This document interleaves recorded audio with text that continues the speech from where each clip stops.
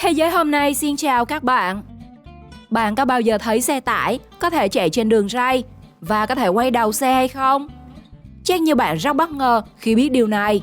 Tuy nhiên, khác với phương tiện ở những quốc gia giàu có, ở những nước kém phát triển vẫn còn tồn tại những phương tiện giao thông rất lạ đời. Chúng được làm bằng những chất liệu khó mà tin nổi như gỗ, tre. Tuy chẳng giống ai, nhưng vì chúng khá tiện lợi khi có thể chuyên chở người và hàng cả trăm kg, giúp cho đời sống họ tốt hơn. Hãy cùng Thế giới hôm nay khám phá 10 phương tiện di chuyển kỳ lạ trên thế giới mà bạn không tin còn tồn tại nhé.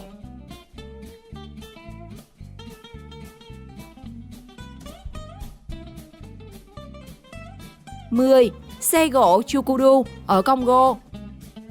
Chukudu được người dân Congo đặt một cái tên rất kêu là ngựa xích thố không xanh, vì chúng không được trang bị động cơ và vận hành bằng chính sức lực của người lái.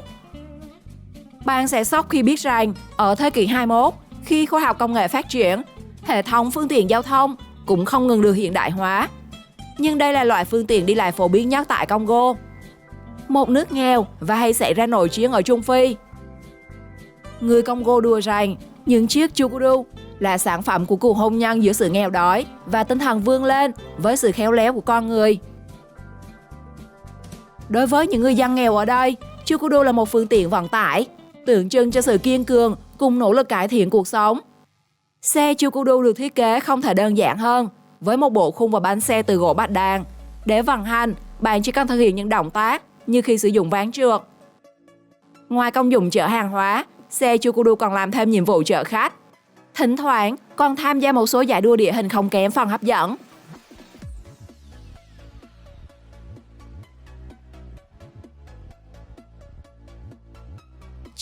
Tàu tre Nori. Battambang là một tỉnh nằm ở phía tây bắc Campuchia, vốn là vựa lúa lớn nhất của đất nước Chùa Tháp, nhưng lại được nhiều du khách biết đến nhờ đặc sản tàu mảng tre, một loại phương tiện giao thông có lẽ độc nhất vô nhị trên thế giới. Tàu Nori chở khách đi trên đường ray, nhưng chúng không giống bất kỳ tàu chở khách nào trên thế giới, bởi nó chỉ đơn thuần được làm từ một mảng tre lớn, có diện tích chừng 5 mét vuông, được ghép từ những thanh tre nhỏ lại, rồi đặt trên hai thanh sắt có 4 bánh lanh. Nhưng nó không khác gì với những chiếc xe điều khiển bằng tay trong các bộ phim viễn Tây, đúng không nào? Ngày trước, Nori là phương tiện giao thông dành cho những người bản địa, nhưng nay nó đã được trang bị thêm chiếu và gối để phục vụ khách du lịch. Cách thức vận hành xe cũng hết sức đơn giản như thiết kế của nó. Chỉ có một động cơ máy là có thể chạy, thắng xe cũng hoàn toàn làm từ gỗ. Mỗi khi hai xe di chuyển ngược chiều nhau thì cách để tránh cũng rất độc đáo. Bạn chỉ cần tháo chúng ra để bên đường, sau đó ráp lại và chạy tiếp. Bạn nào đã từng đi loại xe này có thể chia sẻ cảm giác với mọi người trong phần bình luận nhé.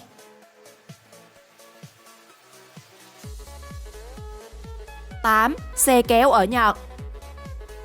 Bạn nghĩ Nhật Bản là quốc gia giàu có, thì phương tiện di chuyển ở đây cũng hiện đại. Điều này hoàn toàn không thể phủ nhận. Tuy nhiên, bên cạnh các phương tiện giao thông hiện đại, Nhật Bản còn tồn tại loại hình xe kéo có từ thời xa xưa, mục đích nhằm phục vụ khách du lịch tham quan đất nước mặt trời mọc này. Tương tự như xích lô ở Việt Nam, xe kéo ở Nhật cũng hoàn toàn sử dụng bằng sức người để kéo. Mỗi chiếc xe kéo có thể nặng tới 250 kg, cho thấy công việc này cũng không hề dễ dàng gì. Để đi được loại hình xe kéo độc đáo này ở Nhật Bản, bạn phải bỏ ra số tiền cũng khá đắt đỏ, từ 100 đến 150 đô cho mỗi giờ. Khá chát đúng không nào? Thường nam giới làm công việc này, nhưng hiện nay phụ nữ Nhật tham gia nghề này khá nhiều.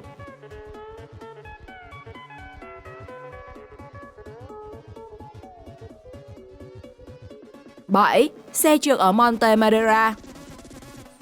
Madeira là một quần đảo thuộc Bồ Đào Nha, bên cạnh là nơi sinh của ngôi sao bóng đá Cristiano Ronaldo. Nó còn được biết đến với chuỗi 4 hòn đảo nổi tiếng có địa hình dốc đứng. Trong đó, thị trấn Monte cao khoảng 1 km so với mực nước biển. Madeira có xe điện trên không và cáp treo. Nhưng trong hơn một thế kỷ, cư dân Monte đã sử dụng một phương tiện giao thông hết sức kỳ lạ cho việc xuống dốc. Đó là những chiếc xe trượt không động cơ. Đây là một loại hình vận chuyển phổ biến tại Monte kể từ năm 1850, mà ngày nay chủ yếu dùng để phục vụ khách du lịch. Bạn sẽ được ngồi bên trong những chiếc giỏ đan, phía sau có 2 tài xế. Người lái sử dụng cân nặng của mình và đôi giày ống đặc biệt bằng cao su để lái và phanh. Lúc đầu xe chạy chậm, sau đó lực hấp dẫn sẽ khiến bạn đạt tốc độ lên đến 48 km/h. Không biết là với phương tiện không phanh này, liệu có bạn nào can đảm bước lên đi không?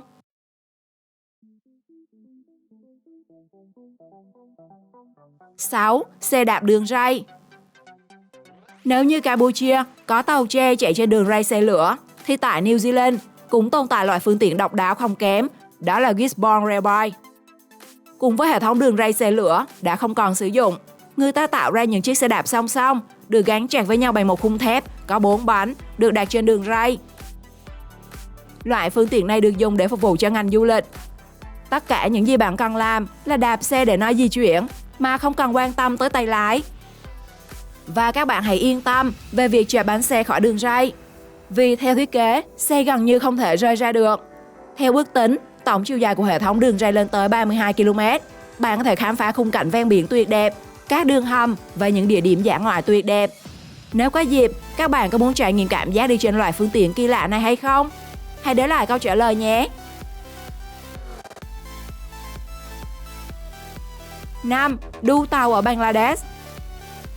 Nếu bạn nghĩ ở Ấn Độ, việc đi tàu của người dân đã đẳng cấp, thì lầm, vì ở Bangladesh, quốc gia được cho là thiếu thốn phương tiện giao thông công cộng.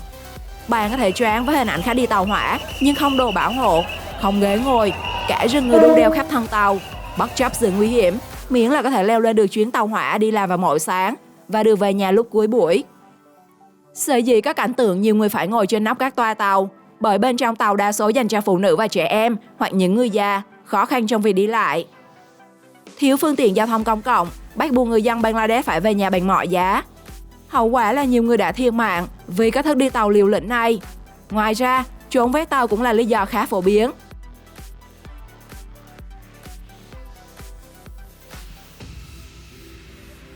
Bốn, trượt mông.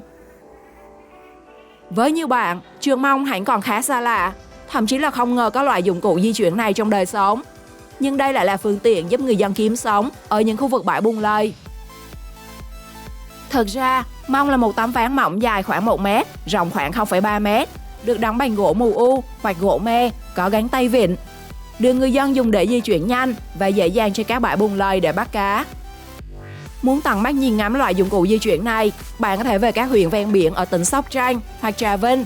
Để điều khiển tấm mông, bạn phải đặt một chân quỳ lên tấm ván, còn một chân dưới bùn đẩy cho ván lướt đi. Hầu như toàn lực dùng về mông, nên mọi người thường gọi là trượt mông. Để bắt được nhiều cá, người đi mông giỏi, bạn cần phải biết quan sát nhận diện hang cá và đắm mình trong bùn lầy mới bắt được cá. Nói chung, với sự hỗ trợ của phương tiện di chuyển độc lạ mông, người dân có thể sống được với cái nghề mà mình đã lựa chọn. Dù rằng hiện nay, số lượng những người đi mông ngày càng thưa thớt dần.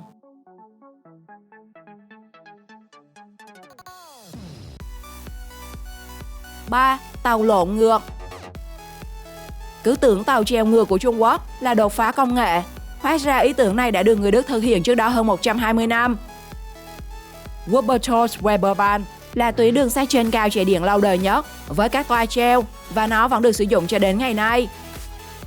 Tuyến đường sắt đặc biệt này không chỉ được nhắc đến trong cuốn tiểu thuyết Nolan năm 1902 của Theodore Herzl, mà nó còn xuất hiện trong bộ phim Alice in the City của nhà làm phim Wim Wenders và trong bộ phim Trilogy năm 1995 của Darren Ammon.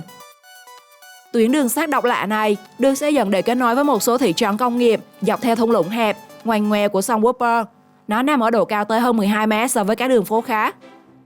Với chiều dài khoảng 13,36 km, tổng cộng 20 nhà ga, tốc độ tối đa 60 km/h.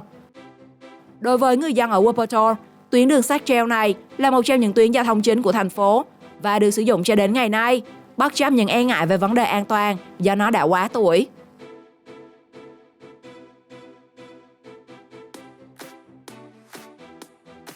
Hai, xe bus Splash. Bạn đã thấy xe bus nào chạy được dưới nước hay chưa? Nếu có dịp đến Hà Lan, bạn sẽ được trải nghiệm loại phương tiện có 102 này. Chiếc xe có tên gọi Splash Bus. Nó sẽ giúp bạn thưởng thức toàn bộ vẻ đẹp của thành phố Rotterdam, cả trên đường phố lẫn sông Maas. Việc Hà Lan đưa mẫu xe bus này vào sử dụng một phần do điều kiện địa lý đặc thù. Một diện tích rất lớn của quốc gia này nằm dưới mực nước biển, rồi lại có hệ thống sông ngòi chằng chịt, dẫn đến tình trạng nhiều vùng đất thường xuyên bị ngập. Vậy nên xe bus lội nước trở thành một phương tiện giao thông hữu dụng. Splash Bus được trang bị động cơ 260 mã lực như xe buýt thường và 2 động cơ dùng cho tàu thủy. Tất nhiên nó hoàn toàn không thấm nước, nên các bạn đừng lo lắng về việc nó có chìm hay không nhé.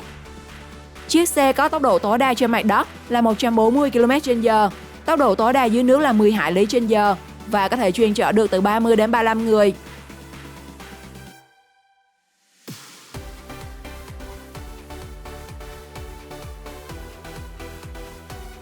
Một, thang cuốn. Nếu như San Francisco có cáp treo, Na Uy có thang máy dành cho xe đạp, thì ở Hồng Kông, hệ thống thang cuốn ngoài trời chính là một trong những điểm đặc biệt ở xứ Cảng Thơm. Đây là một trong những hành trình miễn phí tốt nhất ở Hồng Kông.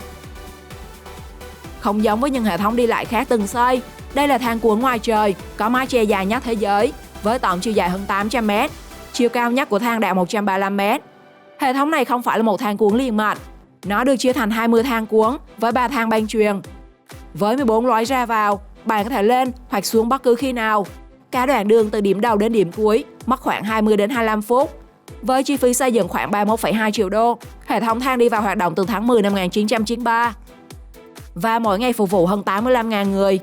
Ngoài việc giúp bạn dễ dàng chinh phục những con đường dốc, chiếc thang này còn đưa bạn lên xuống linh hoạt khi cần để khám phá các khu chợ sầm uất, cửa hàng đồ cổ, bảo tàng, các địa điểm lịch sử và nhà hàng trong thị trấn. Sau khi xem video, bạn ấn tượng với loại phương tiện giao thông của nước nào nhé? Hãy comment cho mình biết trong phần bình luận. Xin chào và hẹn gặp lại!